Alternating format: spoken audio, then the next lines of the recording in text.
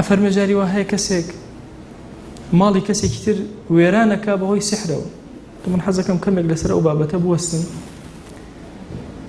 بۆیە ئەشمەوێ قسەی لەسەر کەم. تەسەوورکەن ڕۆژ نییە دەیان تەلەفۆنە بۆ نەکرێت لە پێناوی سحر.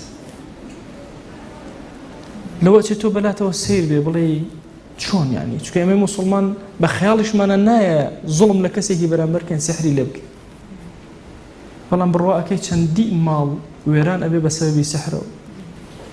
بڕواکەی چەندین کەس وەکو شێت و دێوانەی لێ بە هۆکاری سحرەوە.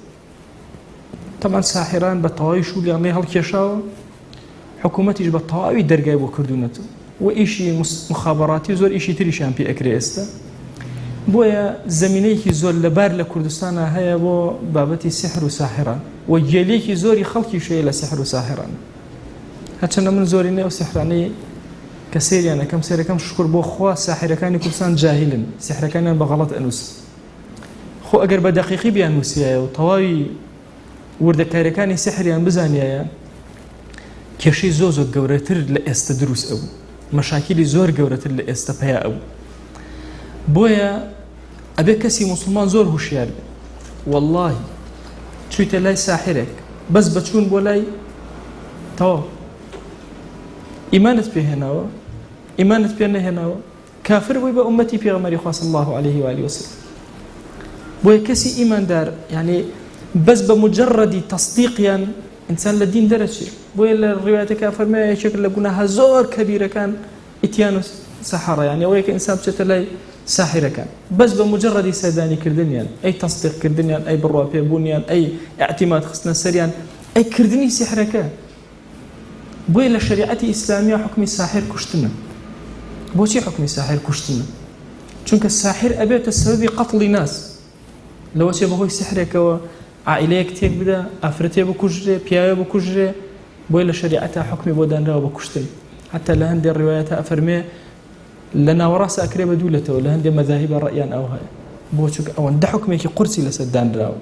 بۆ چونکە کە ئەو کارەی کە ئیکا کارێکی زۆر خەتەرە، هەستی ئینسانەکان، خەیاڵی ئینسانەکان، شعوری ئینسانەکان دەستکاری ئەکە.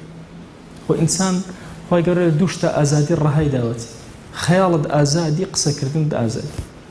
چۆن خەیاڵەکەی بیک؟ هەندێک جار تەمان لە خەیاڵیشە ئینسان خۆی گەورە لێ ئەسەنێتەوە، ئەوێ خەیاڵی بکە بۆ شوێنێک، ئەچێ بۆ شوێنێتر لە قسەکردنی شەهر ئاوهای. هەندێک جار ئەتەوێ شتێ بڵێ شتێکی ترێتە سەر زمانە، بەڵام بە کۆی گشتی مەسائلی خەیاڵ و مەسائلی قسە تۆ ئازادی تایە. ساحر کارەکەی بریتە لە کارکردن لەسەر خەیاڵی کەسێک. بۆیە جاری وا هەیە کەسێک خەیاڵی ئەفەوتێ، خەیاڵی لە خەیاڵە تووشی عشقە بێ، لە خەوا تووشی عشقە بێ. چەندین ڕیوایەتمان هەیە لەسەر ئەوەی کە ئەم گوناهانە گەورەتر ئەبێ. یعنی تۆ وەرە ئەگەر کەسێک داوای ئافرەتێکی کرده بێ، تۆ بۆت نییە داوای بکەی حتا وەکو ئەو تەواو بێ. ئەگەر هیچ ڕەبەتیان پێکەوە نەما ئینجا تۆ بۆت هەیە، کەسی دووەم ئەچیتە پێشەوە. داواکاری کرد کەسەکە، خوازبێنەکە ڕێک نەکەوت، کۆتایی پێهات، مەجلیس هەڵگیرا، ئینجا کەسی دووهم بۆی هەیە. شریعەت ئەوەندە بەوردە بۆ ئەوەی فەساد دروست نەبێ، بۆ ئەوەی دڵی ئەم دوو کەسە معەلەق نەبن بە یەکترەوە، کەسی دووهەمیش بێ لە یەکتریان بکە. نە، بزانە ئەم دوو کەسە کاری خۆیان تەواو کرد، بۆ یەکتر نەبوون، ئینجا تۆ بچۆرە پێشەوە.